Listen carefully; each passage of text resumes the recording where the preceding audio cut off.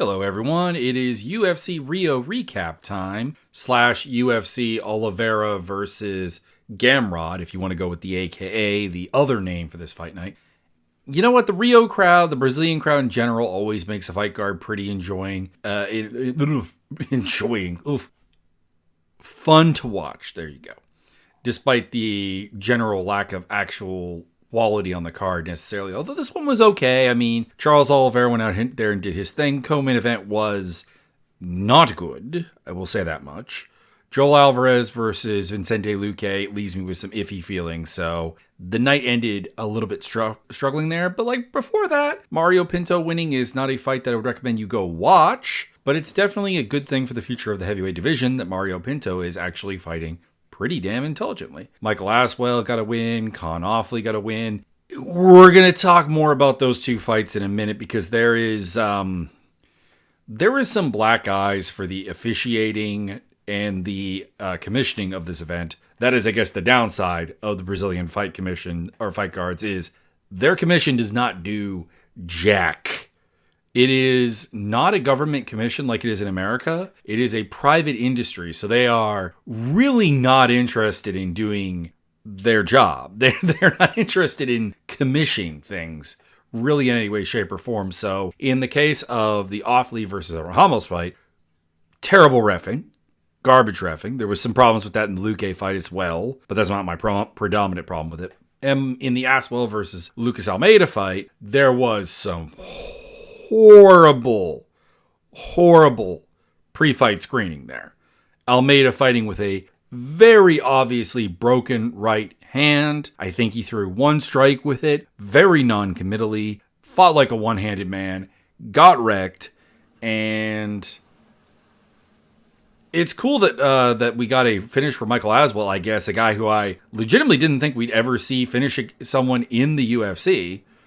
But the circumstances are less than ideal. And further on down, Fio versus Carpenter. That was a fun fight. I liked it a lot. Enjoyed it a lot. Petrino versus Peterson was not good. Bia Mesquita had a great debut.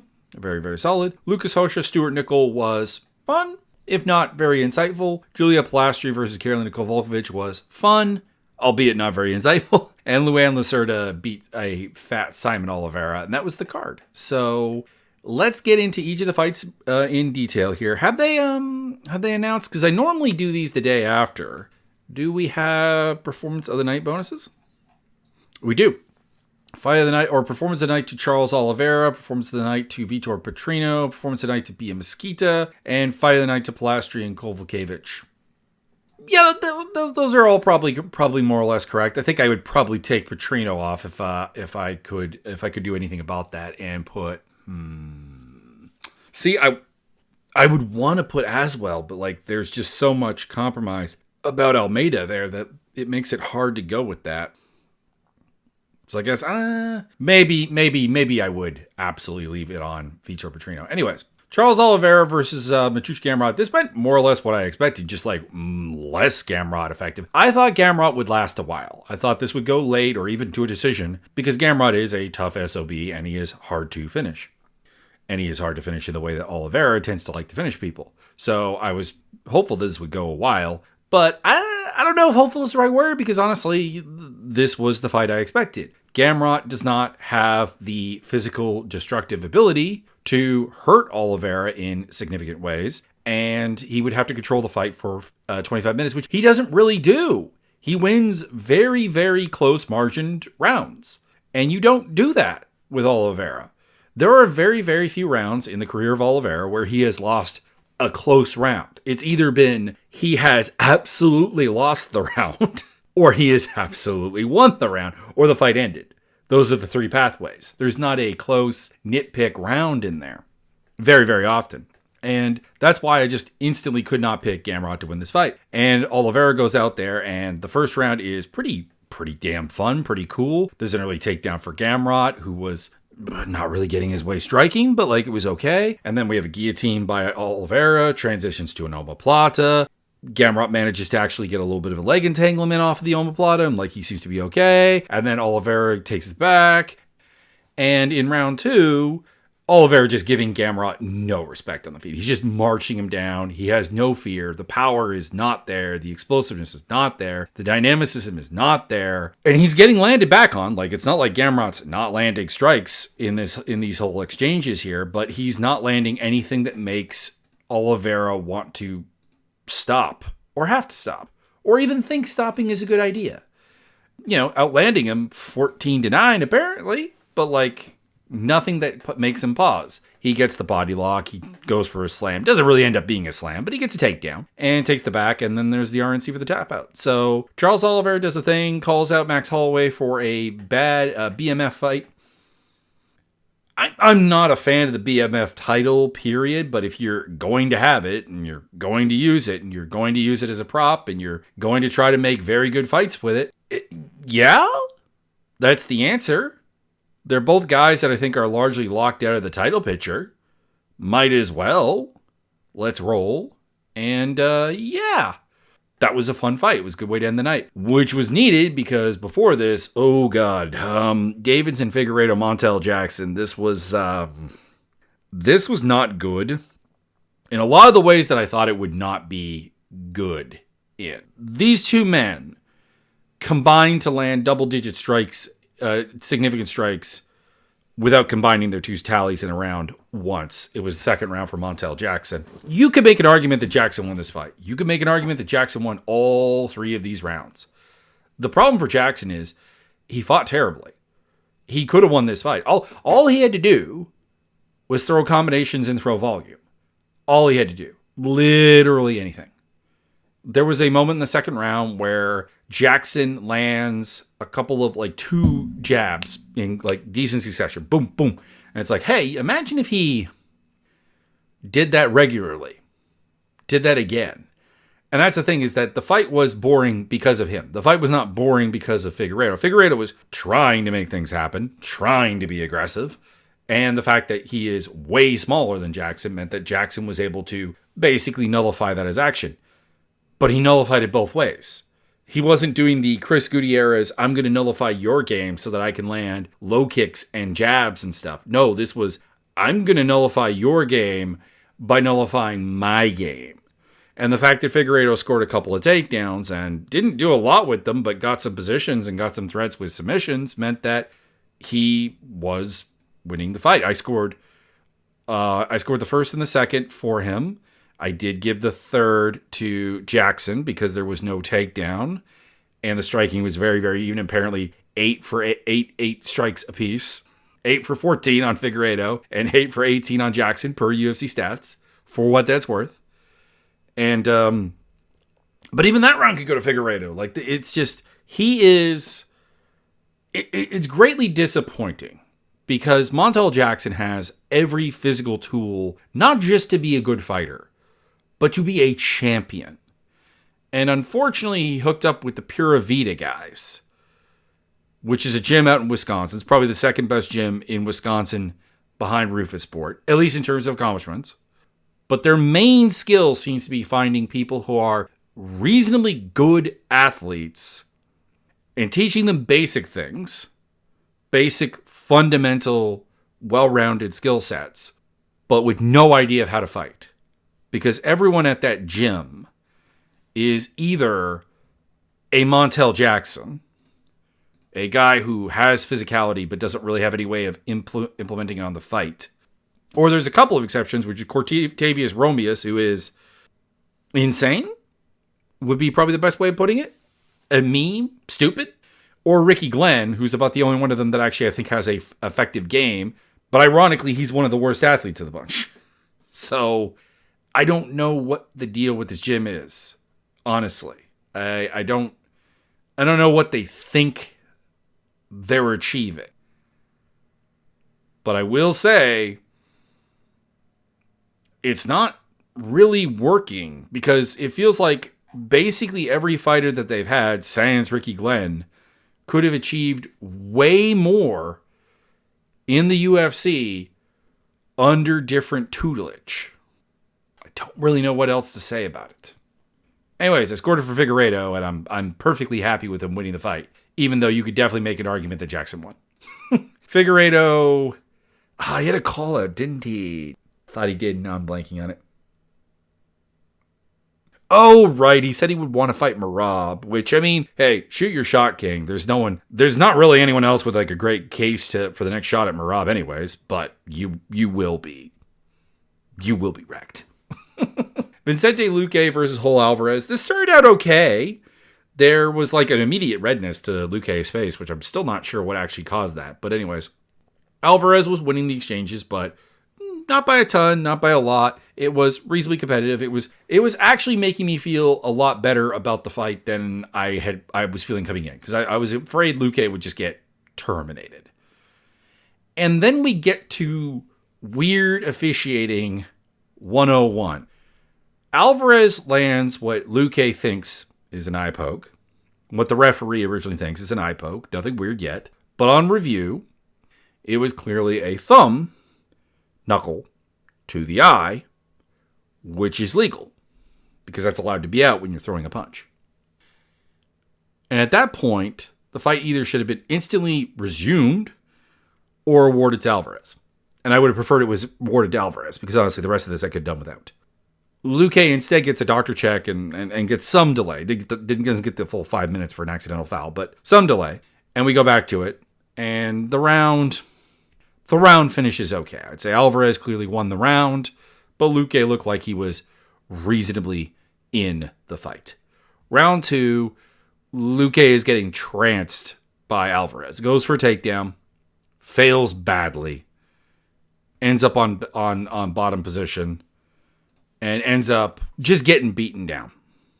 Just getting ground and pound. There's a Darce choke attempt in there. There's a back take in there. Alvarez looking for a rear naked. Doesn't really get it. Settles for a dominant half guard / side control. Threatening the leg. Landing punches, elbows, hammer fists.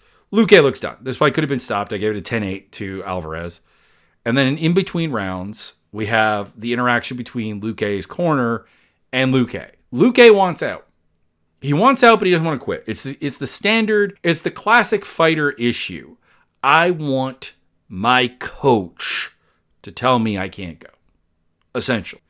And Henry Hooft is having none of it, because MMA coaches are demons. And he kind of badgers Luque into going out there in the third round. And we didn't need that. We didn't need that at all.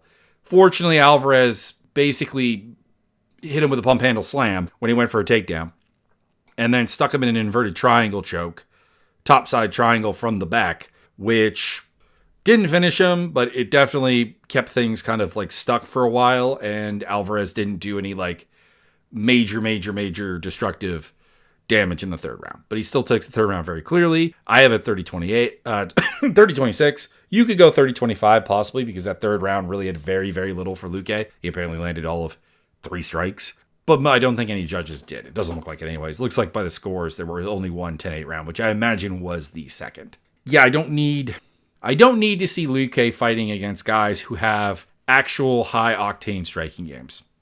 I thought I guess it was better than I expected, because he did make it to the end. He didn't get knocked out, but he had nothing for Alvarez, who's a former lightweight.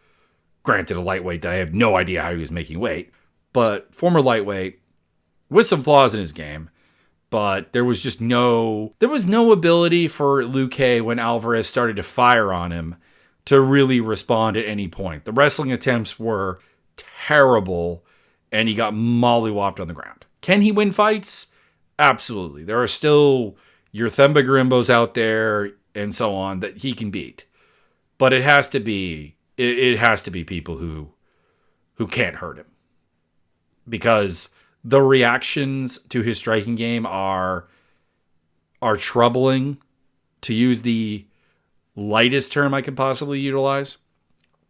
And again, he had that scare with the brain bleed. Again, probably something that happens way more in combat sports than we are even aware of, and probably isn't that big of a deal. But it's in the back of the mind.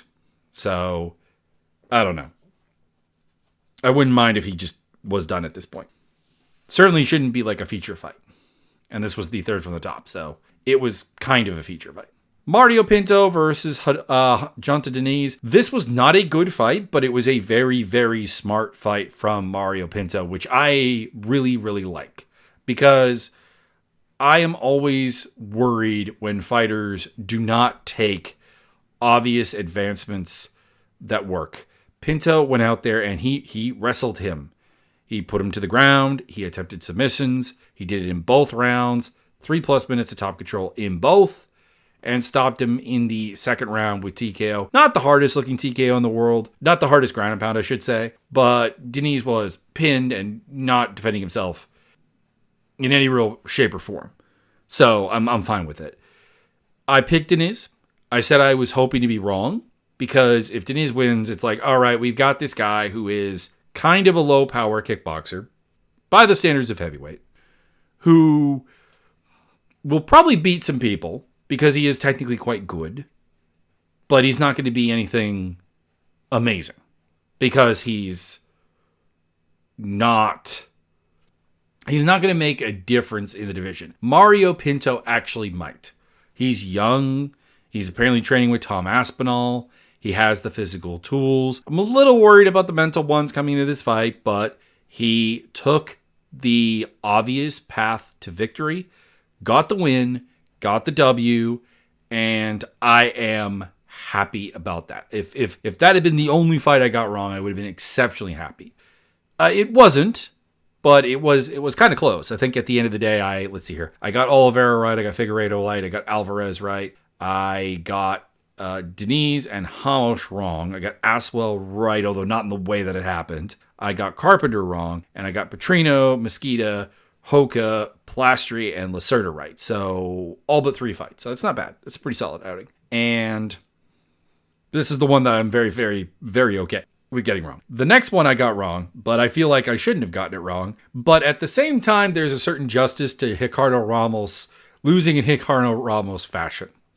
And what I mean by that is that Ricardo Ramos is dumb and also has a serious problem with submission defense and being lazy about it. So when Con Offley got on his back and got the rear naked choke, I'm like, he's going to get tapped out by a guy who is nowhere near the grappler he is, at least on paper, because he's lazy about it, because he doesn't think to defend this stuff. And he did. Now, the problem is how he got there.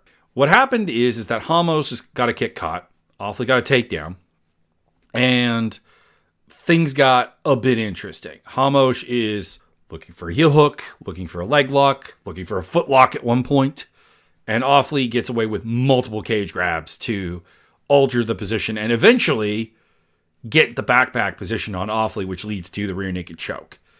And referee Mark Goddard, I do believe it was Goddard, does nothing about it but yell, "Don't grab the cage." And this is a foul that happened multiple times and directly led to the win. And nothing was done. And nothing will be done because this is not going to overturn or anything. So it is a bad fight in that regard. I don't feel bad for Ricardo Ramos. This is how he loses. And he will never learn. That is my personal opinion. And I can't get mad at Offley because if they're not going to call it, why not cheat? Apparently you get 2 to 3 free fouls. You might as well use them. And his job was on the line. He was 0-2 in the UFC. He needed to win. And he got the win. Not through any way that makes me think he can replicate that in the future. But he got the win. So that was a bit of a bummer. And then moving on down, we had the Almeida versus Aswell fight, which, I feel great for Michael Aswell. He went out there, he got in Almeida's face, he knocked him down 3 times, I think, got the finish, did his job, but he was fighting a one-armed man. Almeida clearly at the weigh-ins had a broken right hand. Again, he threw maybe 1 strike with it very non-committally. And as much as that doesn't excuse everything about this, because, we've seen fighters fight with broken hands before who could maintain some kind of defense. And I do think that this is a product of Almeida's general bad defensive game. It's a fight that shouldn't have happened. It's one of 2 fights on this card that should not have happened. And again, there's this weird thing, people just well, if we waited for fighters to be 100% healthy all the time, we would never fight. And the problem is, no one is asking for 100% healthy. Because that is true. That would never happen. All fighters step into the cage at some percentage less than 100, or very, very seldom do they get to step in the cage at 100%. But we had Magomed and Goliath recently step in their cage with a broken rib. We had a broken hand today. We had Jared Gordon get hit by a car and then fight. We've had terrible weight misses that went on, and apparently the UFC basically bullied everyone to take the fight and keep it on the card for no apparent reason, because these are not fights that anyone was looking forward to. Yana Santos coming out recently and saying that she was pressured into, keeping the fight to stay on the card. Why? It's Yana Santos versus Macy Chiesa. This is not doing anything for the promotion. This is not doing anything for the division. Aside from it's a stay busy fight. Why do we need to keep it on the card if one person clearly is not ready to fight because they cannot make weight? And it was kind of the same thing with Losel Kita versus Loseni. We'll just go Kita versus Pitbull, where the UFC and Kita has not let up on this. Have been trying to pressure Pitbull into feeling bad about not taking that fight. Why? It's not a big deal fight. It would still be wrong if it was a big deal fight, but at least that would make some level of sense. It's just ridiculous. And the same with this Almeida versus Aspinall fight. Who cares? And then Luan Lacerda earlier in the night having to fight Shaman Oliveira. And as far as I know, Lacerda probably just jumped to stay on the fight card because he's been out a little bit, and obviously he's 0-2, and he's saving his job, and he's trying to be, I don't even think they had to put pressure on him. But the option shouldn't have even been there. Oliveira missed weight by 8 pounds. I think it was 8 pounds. Let me double check that. Weigh-ins. Yeah, 144. 8 pounds, almost a full weight class. So it's insane that fight was allowed to happen. It's insane that this fight was allowed to happen. It's dangerous. Anyways, doesn't do much for Aspinall going forward. He beat a one-armed fighter, and that's probably the end for Almeida in the UFC. Moving on down the card, Jeff Fio versus Clayton Carpenter. This was a fun fight.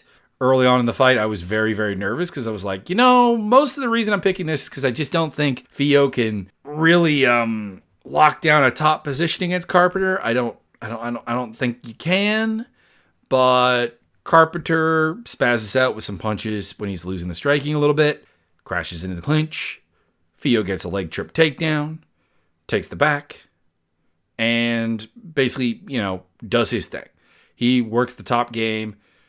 Carpenter manages to get on top, but then gets caught in a Kimura, gets swept, gets finished with the Kimura, and it's a good win for Jeff Fio. He's overachieved, honestly. When they signed him, I was like, I don't really see much in this guy.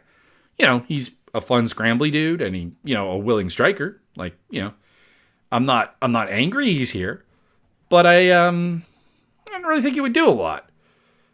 This was, of course, back in 2023.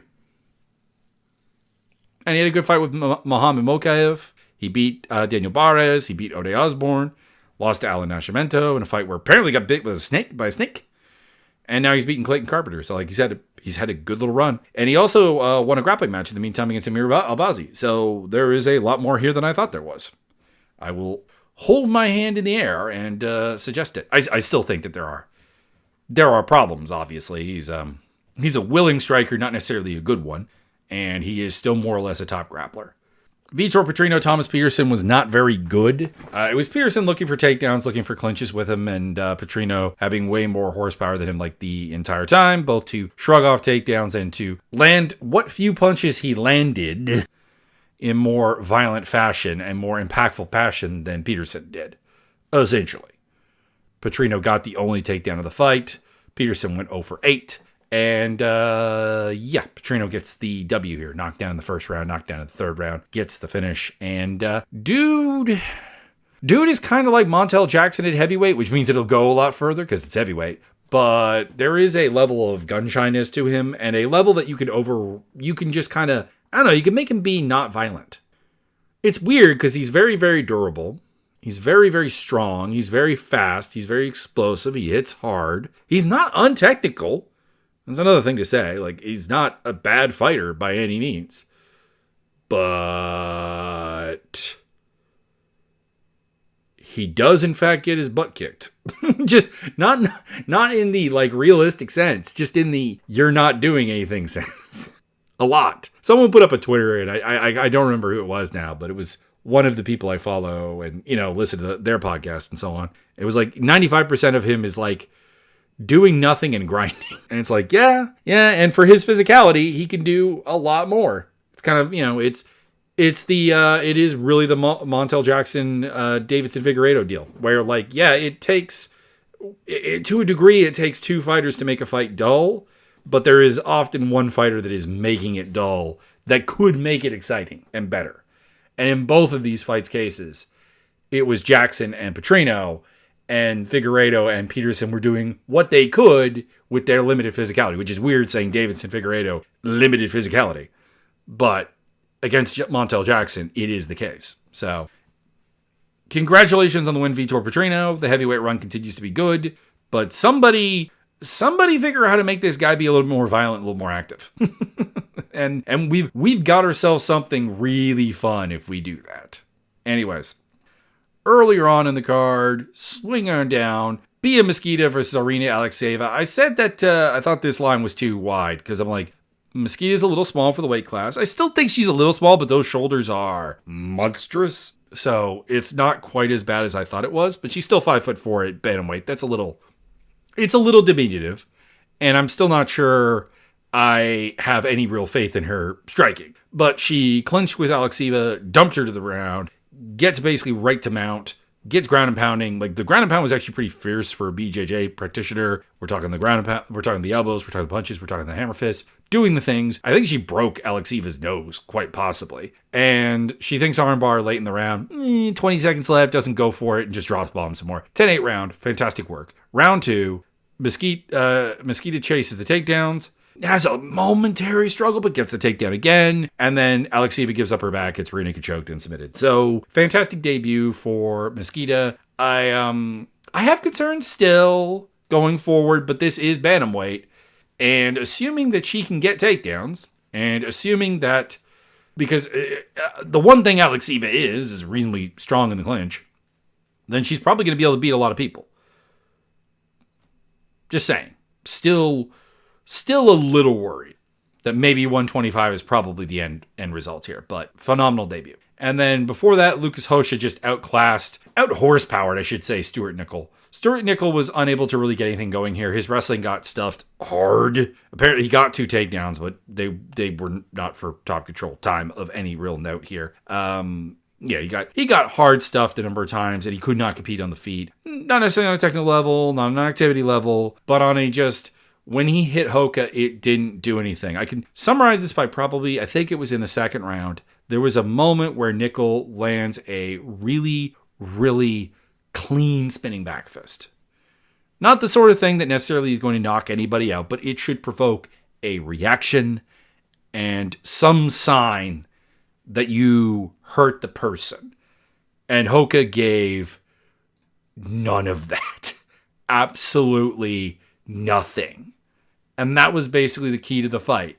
Nickel did not have the firepower to at any point impose his will or hurt Hoka.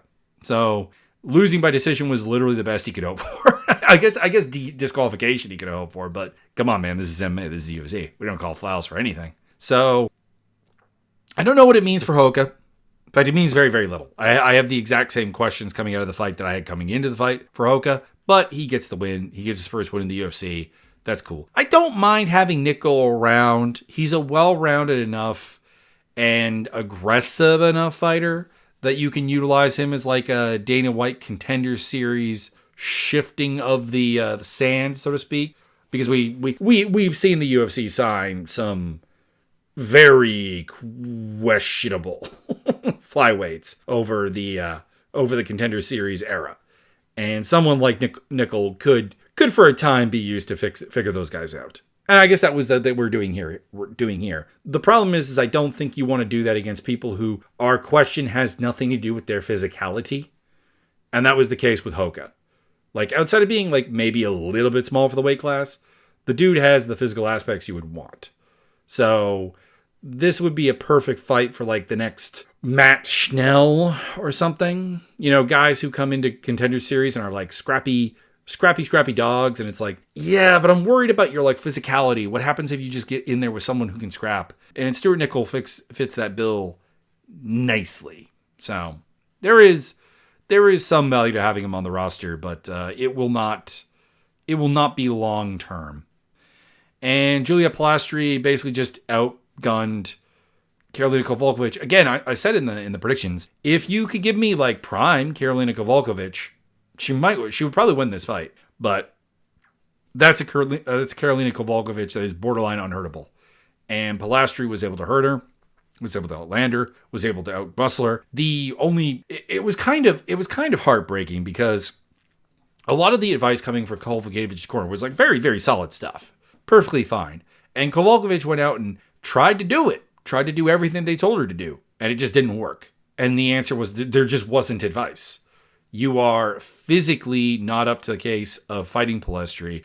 You're not necessarily technically better because Karolina's game was never really about technique. It was about being honestly just fearlessly aggressive. And the fear is there.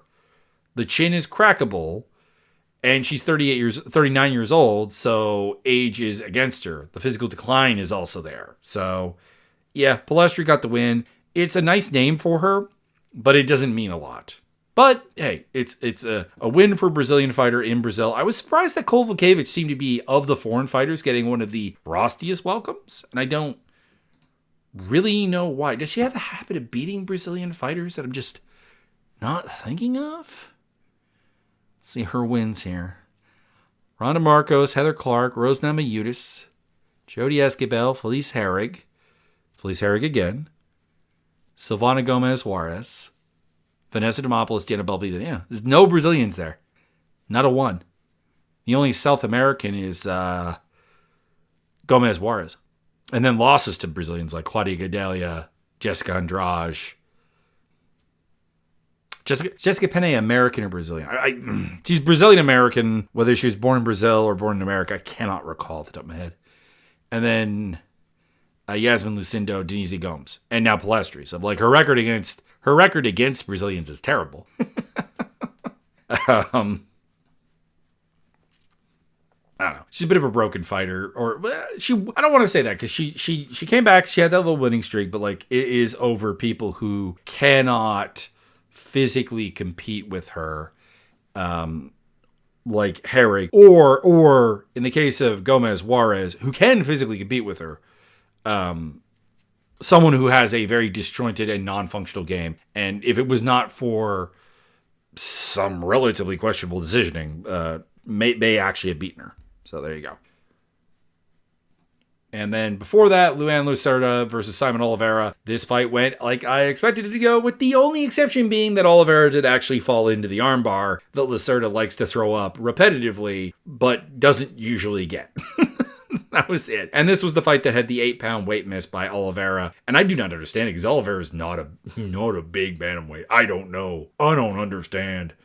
I don't get it. There are weight misses I just do not understand that have been happening most recently, particularly because we've had guys like missing weight a weight class up a number of times. Kelvin Gastelum being the most famous. Brian Battle also. But yeah, Oliveira should be cut because 1, he's not very good. And 2, you can't miss weight by 8 pounds and expect to stick around, especially if you're losing. So get him out of there. Lucerda gets another fight. And hopefully another couple fights because he did he fought a dude who he had every right in the world to say no to. Fought a dude who didn't do the job, didn't do the prep, didn't do the weight mate. And and if he had not done it, there'd be some weirdos who were saying that he was scared. Anyway, that's the fight card. It was fine, and the crowd made it a lot better than it was. Which, by the way, travel cards, not Apex cards. Please, more of those. More. Less Apex. Get away from the Apex. Use Apex for Dana White Contender Series and get the hell away from it. Otherwise, please God. Oh, and Ultimate Fighter. But, yeah. What's the next card coming up? I know it's the Canadian card, headlined by Brendan Allen and Rainer DeRitter.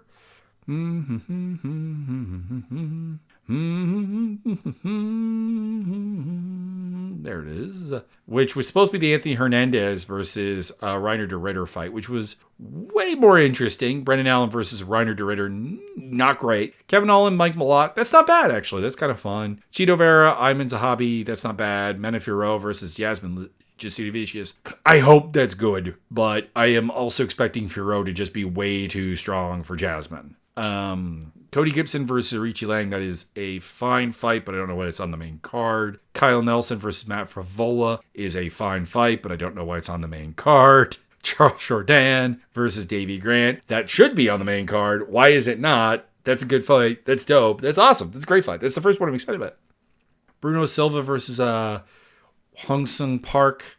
Not bad. I'm here for that. It's appropriate. Danny Barlow moving up to 185 against Jordan Santos. Santos is dull. Barlow is dull. Barlow, I guess, at least has a lot of potential. He does have natural power. He does have size and a freakishly long reach. So it's interesting, but I'm not here for Santos. I'm just not. Other than that, Kyle Prepolak versus Drew Dober. Hey, give my boy Drew Dober a win, I guess. Ravenna Oliveira versus Stephanie Luciano. It's not bad. Asmat Bekoya versus Yusri Belgaro. Who is this guy? Oh, okay. He's a kickboxer. I'll need to dig into that a little bit.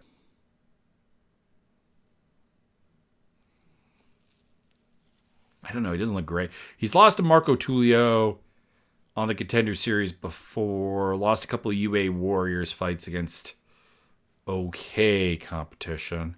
I don't know. Maybe that'll be fun, but I feel like he's fighting a guy who actually can wrestle a little bit. So Bekoyev will probably do that. I'll think more about it. And then we have the debut of Canadian Melissa Croden, which is a good pickup. The UFC's bantamweight division is pretty lackluster and needs any bodies it can get, and Croden is fairly okay. Her only losses are to Evelyn Martins, who is not a bad fighter, and UFC contender, possible title challenger in the near future, Jacqueline Calvacanti.